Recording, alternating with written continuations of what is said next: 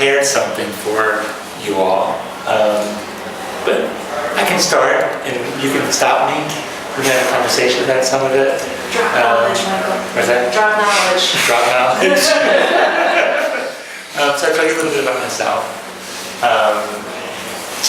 And I wanted to just give you a little bit of a framework for, kind of what's going on in the landscape for young children today. So, you guys know the statistics about how much media is being consumed. I don't want to go through all that, but it's a lot. Mm-hmm. And kids as young as 3 and 4 are consuming 3 and 4 hours, 2 and 3 hours, depending on a national survey that you want to cite as gospel. Of media of all sorts of kinds. For younger kids, it's mostly television. Still, television is still king, and my colleagues from Rogers and Shell probably know that, but it's rapidly evolving, and I think over the next few years we'll see. So people are concerned about media overload. I mean, there is this issue of moral panic, the next menace. I think we're getting over that. We're beginning to pivot from it. But a lot of early childhood educators are super sensitive about this because, honestly, early learning and brain development show us that the rich interactions that go on between parent and child, caregiver and child, crazy adult who's crazy about the child, it's the most important for early learning and brain development. Some of you probably have been exposed to the neuroscientific as well as the developmental research on the importance of getting a balance, getting a diet that is rich with all sorts of different nutrients. So we're tracking this pretty carefully. And I gave a presentation in Silicon Valley a couple of weeks ago, and I put this slide up. I mean, this is a Times piece from a couple months ago about how all the tech moguls are sending their kids to Waldorf school because they don't want any technology because there's enough there. But honestly, it's a little precious for my taste. A lot of kids who could be benefiting from rich, creative, playful, intentional media designed for young children are not benefiting from that. They're consuming the stuff that they don't need so much of. So we've got to get that balance back. So it's a little bit of sort of the increase in the number of offerings in the iTunes store. We've been doing a lot of research at the Cooney Center on the number of educational things that are labeled educational media in the iTunes store, but also in Google Play and a variety of different stores. We see sort of the growth is about 100,000 apps that are labeled educational for kids ages 0 to 8.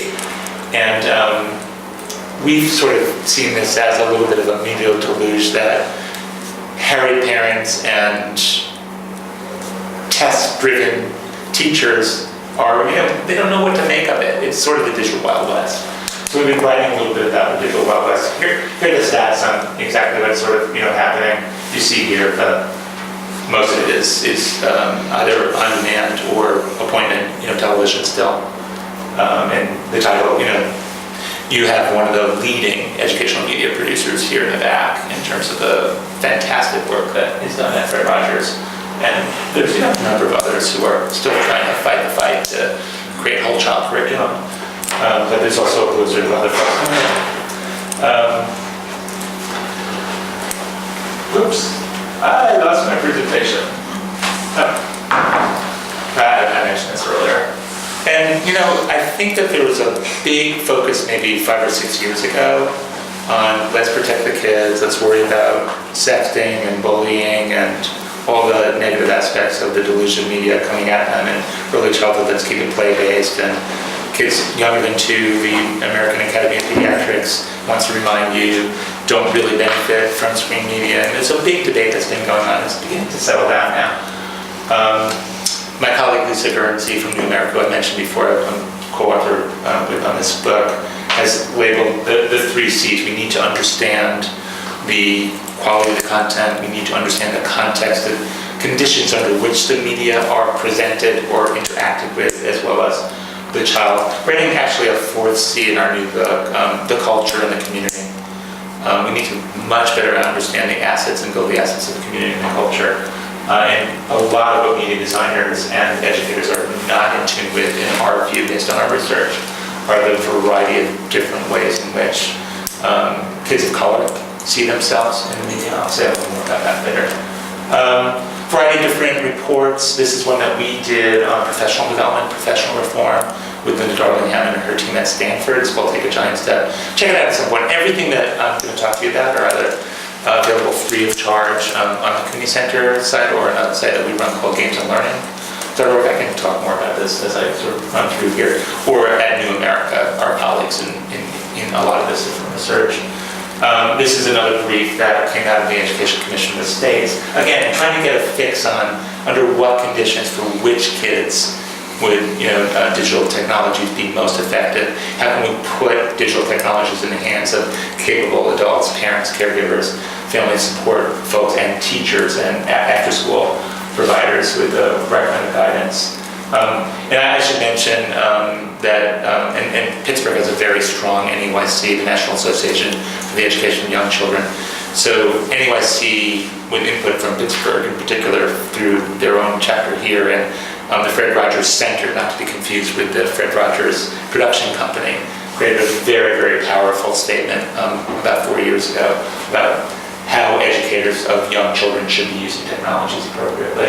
Another policy report from our friends at New America about different things that need to be done. RAND Corporation, those very famous R&D folks out of the West Coast, are also writing about the investment case for using early childhood programs and systems more effectively, but making technology a productivity and relationship driver. Another book that's out from NYC and Rutledge from our friend at Erickson Institute, Chip Dunning. All of this is sort of, there's a knowledge base that's expanding, and I can go slower and discuss what's in each of these books, but here's a very interesting statement from an organization called 0 to 3, which has done a lot of work on healthy development for building the brains and the support systems for children from this. The point of all these slides is that whereas 5 years ago, it was sort of like we're at sea, wringing our hands about what to do about the digital Wild West, we're getting more guidance, we're getting more support for understanding the best ways to work on it. A little bit about our own research and analysis. I'm trained as a developmentalist. I'm a student of a guy by the name of Fjord Bronfenbrenner, created something called ecological systems theory. This chart from a piece that Lori Takushi, our research director at the Cooney Center, wrote. It's sort of a modernization of, these are the different layers. It basically capsule, it takes a village to raise a child.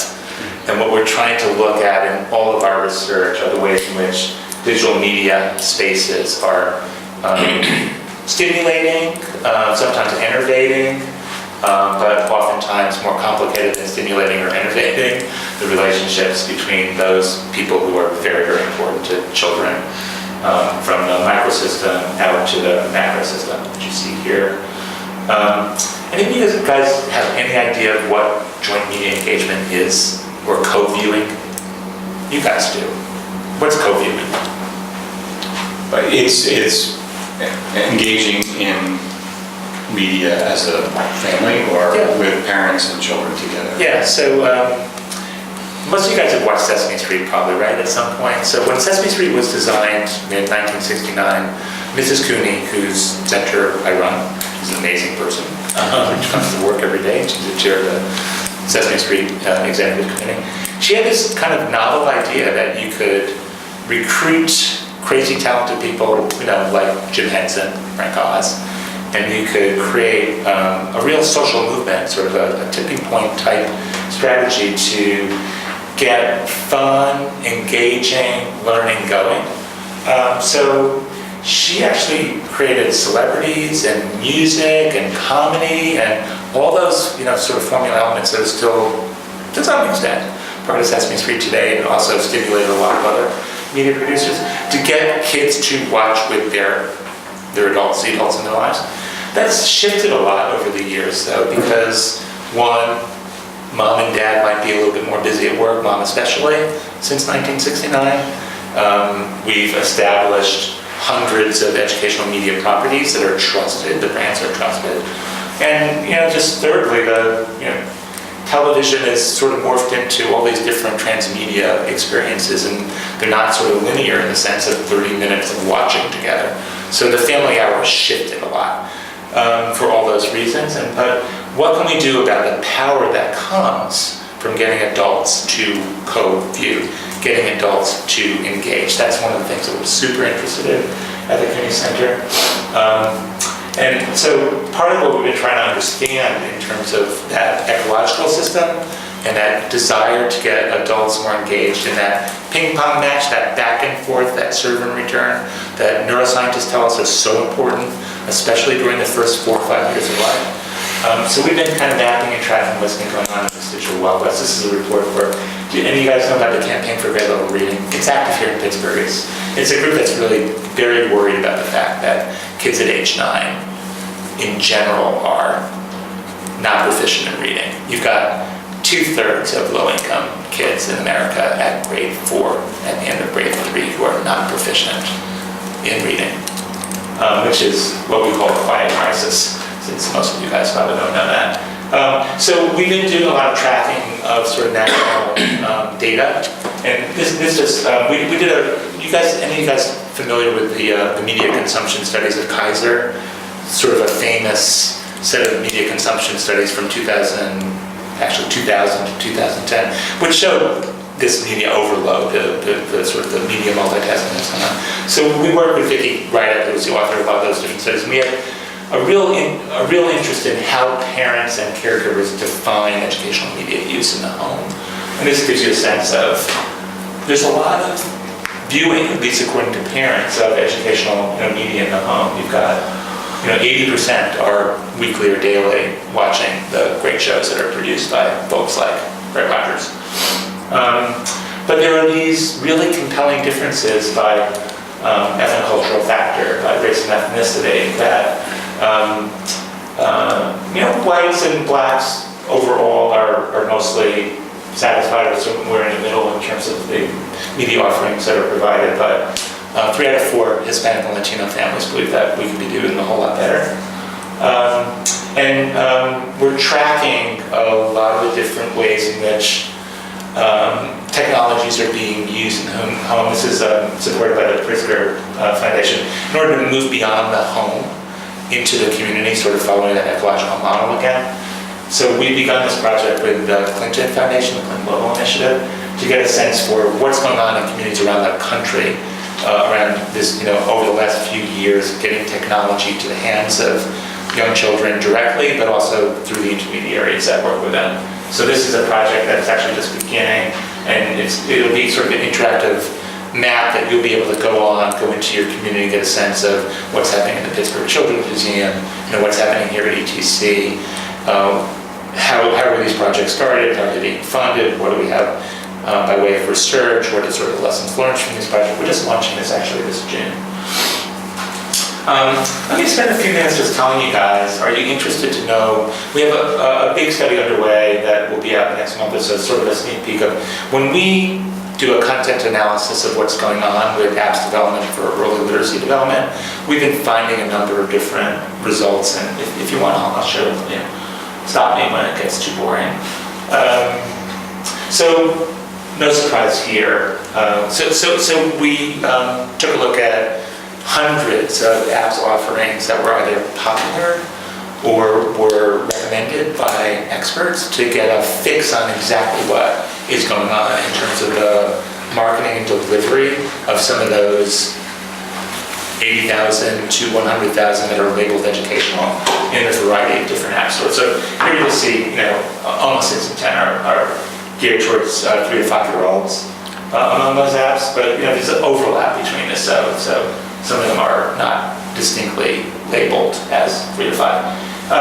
And most of them are teaching basic skills. The last time that we looked at this, we were very concerned that it was mostly skill and drill, that the kinds of more rich and involved literacy experiences, building comprehension, building fluency, building vocabulary, were not very, very popular among those popular apps. Maybe to see that change a little bit on the lower end here, but it's still mostly basic skills, which is fine to a point. But if we're really going to scaffold and support literacy development, we've got to go beyond this. Then we sort of discovered a number of different things, which I think, I don't know whether it would surprise you, but it should upset you a little bit. We don't know who's developing these things, on what authority, except in the cases of, we have notable, exceptions in the room, folks who have real expertise in child development research, in education delivery, in actually not just testing for usability, but for efficacy. So it's very, when you think about who's actually developing these things, there's very little information available. Curriculum? Not much, right? So here you see that 2/3 to 4/5. And this is a real surprise to us. Those that actually were judged as excellent by review sites and by experts. And maybe some of this information just isn't available. We didn't dig in hard enough, but I doubt it. So not a lot of transparency here. Again, 2% have efficacy testing attached to them. And these are folks who are telling you as a parent or you as an educator that if you use this for X amount of time, every day or every week, you will get Y results. Not so. Not yet. This is also kind of interesting. I won't go into this too much, but the ones that are most popular, and I have lots of reasons that I can speculate on this, are not the ones that are being judged as the best ones by experts. So some of that just may have to do with marketing, some of that may just have to do with word of mouth. I'm not sure. And then the award-winning apps do cost a little bit more than the popular ones, and that just may have to do with more sophisticated bells and whistles, or a variety of different extra layers, or it may also have to do with, again, just some dynamics in the marketplace that we don't understand. So all this stuff is brought together with a variety of different case studies. And I'll show you one of them, I think we have enough time, in this new book that will be released. It's an interactive book that Lisa and I have written. Actually just got into the publisher all the edits yesterday. Yay! And so you'll see not only some of the research that I just showed you, but we've gone into labs and we've gone into communities to get a better fix on what we think are scalable best practices, whether it's in the public engagement sphere, whether it's in museums and libraries, whether it's in elementary school classrooms. We're taking a look at what we think are pioneering projects. And as I mentioned before, we really need a different way to think about this quiet crisis, the fact that 2 out of 3 low-income kids are not reading well enough, not even at the proficient level at grade 4. So lots of need to kind of gear up here. Let me spend a few minutes just showing this to you. I think you get a sense of some of the new uses of digital media and community-based programs that might be valuable to some of you who are just thinking that through right now. So let me see that later. Guys, let me have a conversation. Is it here? I think it's here.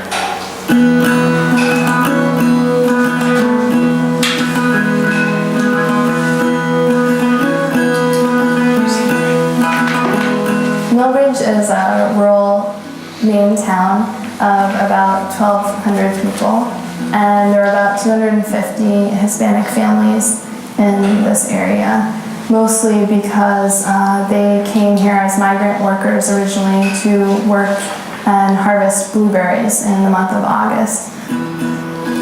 As families started to settle in this area, the school system has tried to be responsive, but a lot of times they're not aware of what issues non-English speaking families are facing, and migrant families as well. Comienza en Casa, It Starts at Home, is a program that we started in the spring of 2012. And the goal of the program is to provide parents with the tools and information that they need to help their child prepare for kindergarten. Cualquier de los apps, cuando quiera hacer la... We help parents load an iPad with different educational apps. And what we do is we create units that focus on just a couple of early learning concepts. And then the parents will take home the iPad and be able to explore those concepts in different ways. What color is it? We have picked up What color are you choosing? orange, Orange, yeah. 6 oranges. 6 oranges, yeah. Jaden he didn't really want to read or write or like do a lot of like, I didn't really know what to teach him. So, and the idea is that like the videos and the apps, and it gives you like a lot of ideas like to get you thinking of what he needs to learn to get ready for kindergarten. What color are you looking for? Blue. Blue. Where's the blue dot? You see it? You found it. It's a wonderful tool using iPads with students that are English language learners. For example, it's very visual, it's very exciting. They really are enjoying hearing those digital stories with the music, with the sounds. I don't know how it's happening, but they're more engaged. I see more engagement. Let's find something red. Where is it? Can you take it? Yeah. We definitely emphasize doing off-screen activities as well. So they're taking pictures with it, they're recording videos. Yes, there are apps that are for playing, but they also connect to things that they're doing every day. That, you know, there's definitely a balance of education being part of everyday life, which isn't always on a screen, hopefully.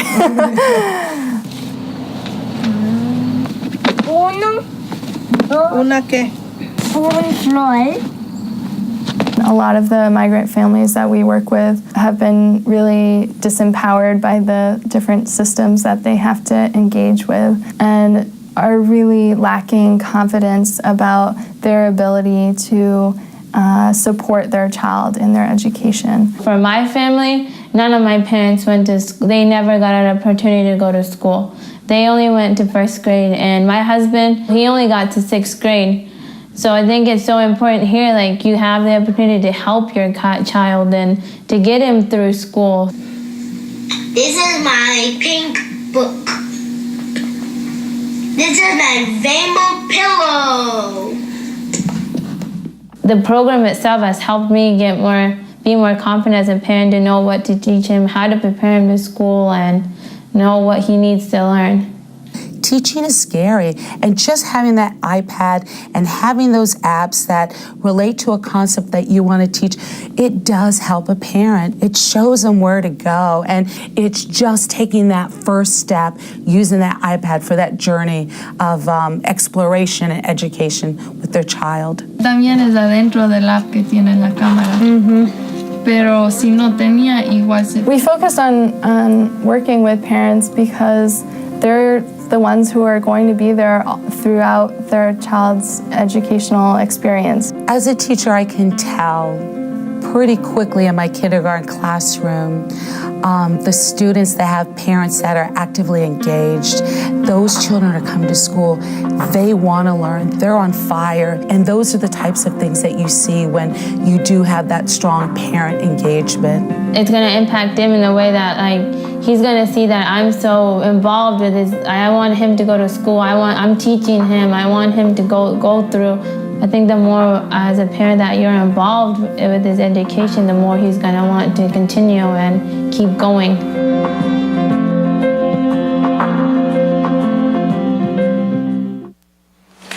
So I don't know, any reactions to that? I mean, I guess the framing of this is, let me just stand back for a second. We can't do the same old, right? We've got kids who are struggling still mightily, not only in terms of the basic skills that I described before, but obviously the 21st century skills that all of us as educators or as concerned citizens are interested in making sure that our kids are exposed to. But we've got media, we've got technology, it's part of the water supply. What we're trying to show here is that there's a real install base that needs to be tweaked and reconfigured in new and different ways, and that's the idea behind the book, which is we need to tap into children's interests. We need to use tapping into the interests as sort of an engagement, what Kevin Crowley calls for, from the University of Pittsburgh, for creating real islands of expertise for kids. Clicking is a choice. We need to help kids make choices. Not sort of sometimes aimless and just fun, fine, entertainment is great. But we gotta rebalance, especially for these kids who are on margins. So we need to use clicking, right, as a new, and reading, there is, I don't care what people say, there is more reading going on than ever. It's short form. There are issues around the amount of content that children are learning in terms of vocabulary, fluency, comprehension, but there's a lot of reading going on when you are in digital media, so we need to encourage reading of all kinds. But what I want to sort of hear from you is, how does the community kind of come together? How do we really respond to this? So any ideas about this new balancing act that you guys want to share? And I have recommendations. What do you guys think when you saw the family in rural Maine? Any reactions to what's going on there? It makes sense, it's cool, it's unrealistic. I mean, how do we get more of these sorts of efforts going to connect school to family? You're doing some of this work. Yeah. I mean, I think the thing that we've been kind of looking at, and when I was thinking about there, is it all seems so doable in a small town in Maine, right? And I actually think that it's doable in a city like Pittsburgh. I mean, Pittsburgh's trying to do it. Right, and with remake learning, I think that's really kind of what we are trying to do. But it's still interesting. We did this big project last year with Head Start for 2 years. We did this big project with the Head Start programs in Western Pennsylvania for 2 years, looking at how teachers use technology in the classroom, and it was shocking. I mean, we spend our lives on computers doing work, and we found that Head Start teachers, first of all, they didn't have any Wi-Fi connections or any kind of connections. Second of all, they had no technology, and when they did have technology, the computers were at least 10 years old, and they would put kids in the corner with the screens, and just as kind of an activity. And so we were shocked. Frankly, we were really shocked. And the teachers didn't know how to do anything. They didn't know how to upload anything. They really didn't know. Now I'm kind of speaking gross generalizations. Of course, there were a few shining stars out there, but for the vast majority, it was pretty woeful. So we really started to look at, well, how can we do professional development for Head Start teachers to look at how they can use technology? And then we created a library of technology that they can check out from the museum.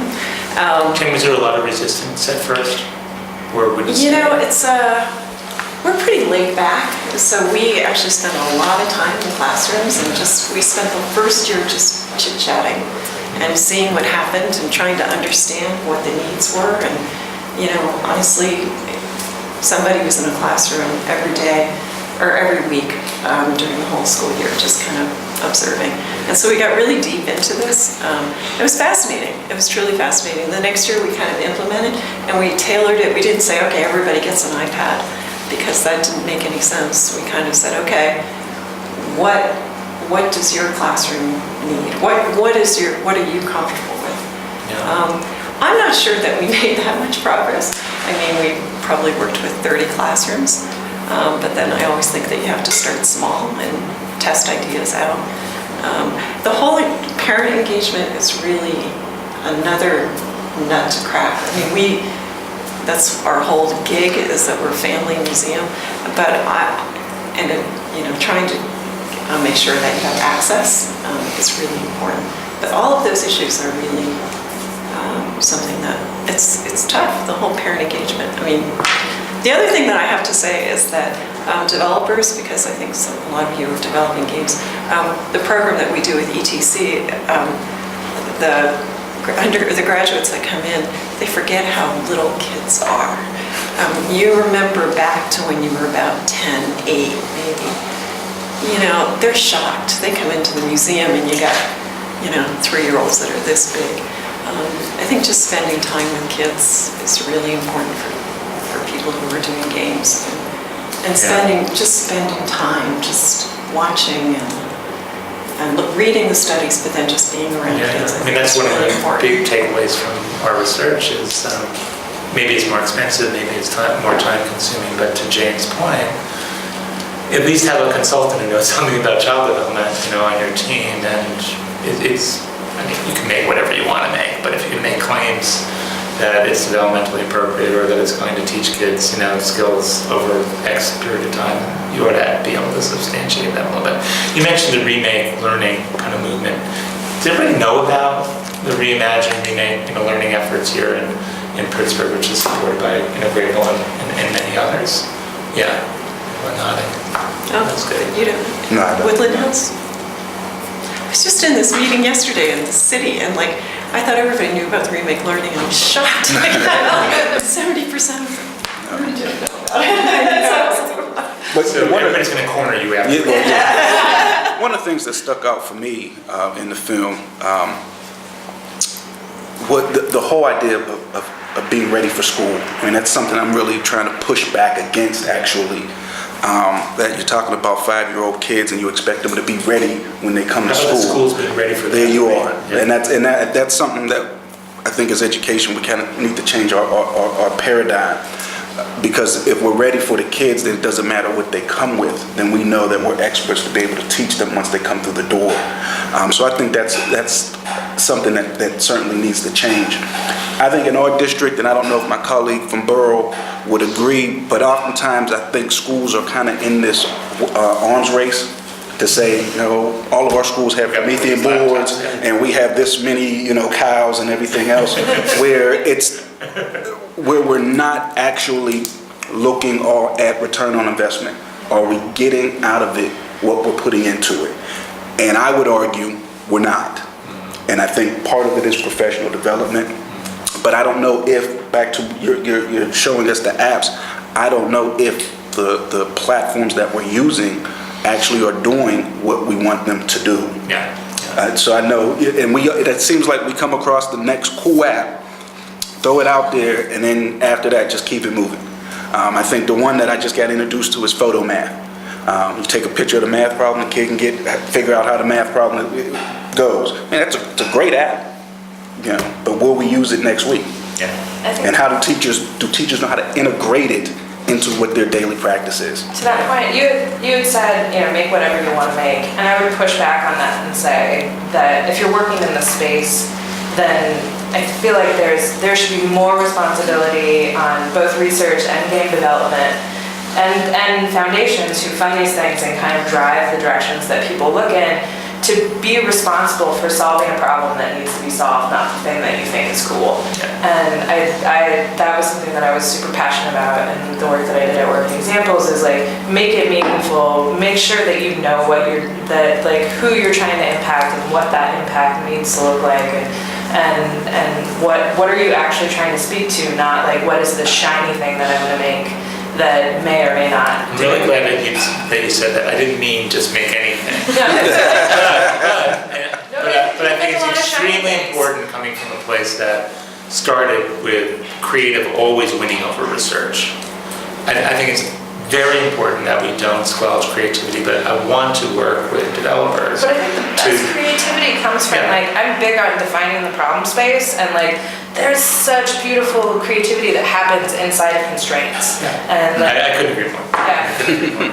I think we need to figure out how to be part of a system that is intentional for kids, and there's lots of room for creativity inside that intentional system.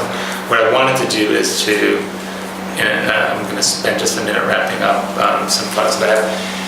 There is a giant opportunity here that I'm afraid we may blow, because we're at this really interesting moment where new players are in the education system who are really disrupting the education system. And we need that, but the new players also need to have these design constraints and these goals. We're wrapping. I think we're okay. We got 1 minute. So let me just kind of read it. So I mean, what I wanted to say is, we're at a point now where librarians and other media mentors, is what we're calling them, are super important. Jane has a cadre of media mentors who have a totally different perspective on how learning happens anytime, anywhere, and they need to be as valued in the system as anyone else. We need a different kind of a mindset about early literacy development. It is not just the foundational literacies, it is a series of new literacies. But we can't do it in a way that is removed from family development and that sort of whole ecological model. Developers gotta be a little bit more transparent about what they're doing. It's so important. We need much more than the ABCs. We've gotta have these partnerships between ETCs and Fred Rogers and Children's Museum. It's just important for these partnerships to evolve.